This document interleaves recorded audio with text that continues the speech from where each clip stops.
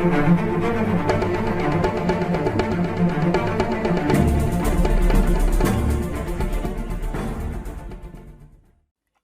عاملين ايه؟ يا رب تكونوا بخير. النهارده هنتكلم عن فيلم دكتور سترينج في الفيز 3. لو مش عارفين لحد دلوقتي ايه هي الفيسز بتاعت الام سي يو، يبقى انتوا اكيد ما اشتركتوش في القناه، فيا ريت تعملوا اشتراك في القناه ودوسوا على الفيديو اللي هيظهر فوق على اليمين. يلا بينا نبدا الفيلم في السريع، يلا بينا. بيبدأ الفيلم في كاساماندو في نيبال، في مجموعة من السحرة بقيادة واحد اسمه كايسيليوس بيهجموا على مكتبة في كامرتاج، وكايسيليوس بيسرق ورقة من طقس محرم وبيحاولوا انهم يهربوا للندن. بس الكبيرة بتاعت السحرة اللي اسمها Ancient One بتقدر انها توديهم بعد اسمه Dimension Mirror، والبعد ده الناس العادية مش بتشوفه. والانشنت وان بتعرف انها تقضي على كذا واحد من المجموعة، لكن كايسيليوس وناس من اللي معاه بيقدروا انهم يهربوا بالطقس ده. في نيويورك، ستيفن سترينج ده دكتور معروف ومشهور جدا في جراحة الأعصاب، شغال في مستشفى مترو جنرال، وكمان مش مشهور وبس لكن كمان متكبر ومهتم جدا بالفلوس، وكان بيحب واحدة اسمها كريستين. في ليلة كان رايح لمؤتمر يقول كلمة، بتحصل له حادثة، وده بسبب انه ما كانش واخد باله من الطريق وكان مهتم بعملية هيعملها، وبيقدر انه يعيش من الحادثة دي، لكن ايديه اتصابت بشكل وحش جدا وكان لازم يتدخل زي دبابيس جواهم علشان يقدر ان ايده ترجع زي الاول. نفع الحل ده، بس كان فيه مشكلة ان ايده على طول بتتهز، حتى ما كانش قادر يكتب اسمه، وده معناه انه هينهي حياته المهنية للأبد. كريستين بتحاول تخليه ينسى ويغير مجاله، لكن سترينج ما كانش موافق وكان عايز بأي طريقة يعالج ايده دي، وبيقول لها بطريقة وحشة انها تسيبه لوحده طالما هي مش هتساعده. بعد شهور من العمليات الجراحية على ايده، سترينج بيقابل شخص اسمه جوناثان بانك بورن. ده كان مشلول وخف وقدر انه يمشي بطريقة غريبة جدا. ولما بيقابله، بانك بورن بيقول له ان المكان اللي خف منه اسمه كامرتاج. لما سترينج بيروح هناك بيقابل واحد اسمه كارل موردو اللي بيخليه يقابل الانشنت وان. بتبدأ الانشنت وان انها توري سترينج قوتها وبتدخله بعد اسمه استرال بلين. طبعا هو مش بيبقى فاهم ايه اللي حصل ده، او ان هي ممكن تكون اديته مخدر، وبتبدأ تدخله ابعاد تانية زي الميرور دايمنشن، وبتقوله ان العالم اللي انت عايش فيه ده واحد من عوالم او ابعاد كتير جدا. بعد لما بيخوض التجربة دي بيطلب منها سترينج انها تعلمه، لكن هي بتوافق بعد كتير جدا لانها عارفاه ان هو متكبر وهو بيفكرها بكايسيليوس. بيبدأ سترينج انه يتعلم من الانشنت وان وموردو عن ازاي يتحكم في الميستيكال ارت او الفنون الصوفية، وبيقرا من المكتبة اللي ماسكها وونج كتب كتير جدا عن الحاجات دي.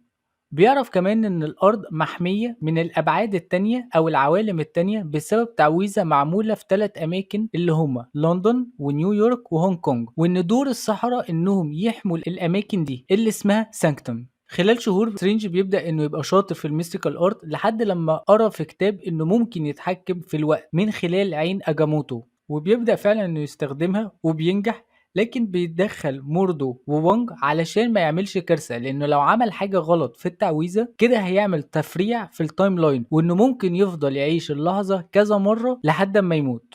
بس بيستفاد سترينج من التجربة دي انه بيقول لهم انه قرا الورقة اللي مسروقة من الكتاب، وان الورقة دي هي تحضير كائن اسمه دورمامو. دورمامو ده كائن في بعد مظلم او الدارك دايمنشن، عايز يهجم على الارض ويخليها ضلمة. وونج وموردو بيبدأوا يقولوا لسترينج ان كايسيليوس كان واحد منهم، لكن هو انشق عنهم. بعد كده كايسيليوس ومساعدينه بيبدأوا انهم يستخدموا الصفحة اللي سرقوها، وبيبدأوا انهم يستدعوا دورمامو، وعلشان يمهدوا لحضور دورمامو بيبدأوا انهم يهجموا على السانكتومز، وبيدمروا اول سانكتوم اللي في لندن، وده بيودي عن طريق الغلط سترينج للسانكتوم اللي في نيويورك من كامرتاج. بتحصل مناوشات ما بين سترينج والمجموعة اللي مع كايسيليوس، وسترينج بيقدر انه يصدهم بمساعدة كلوك اوف ليفيتيشن لحد لما موردو والانشنت وان يوصلوا. كايسيليوس لما سترينج بيلبسه في بتاع كده شكلها غريب، بيبدأ كايسيليوس انه يفهمه ان دورمامو عنده قوة انه يخلي الناس تعيش لوقت طويل جدا زي الانشنت وان كده، ومفيش عنده او في العالم بتاعه حاجة اسمها وقت. وبعد كده كايسيليوس بيقدر ان هو يهرب. لما سترينج بيقابل الانشنت وان بيبتدي ان هو يواجهها انه ازاي هي عندها القوة انها تعيش وقت طويل، وده كمان بيصدم موردو لانها بتاخد السحر بتاعها من العالم بتاع دورمامو. وبعد كده سترينج وموردو بيسيبوا الانشنت وان وبيجروا ورا كايسيليس عشان يمسكوه، والانشنت وان كمان بتحصلهم. بتحصل فايت ما بين كايسيليس والانشنت وان، لكن كايسيليس بيقدر انه يضرب الانشنت وان بضربة تخليها تموت.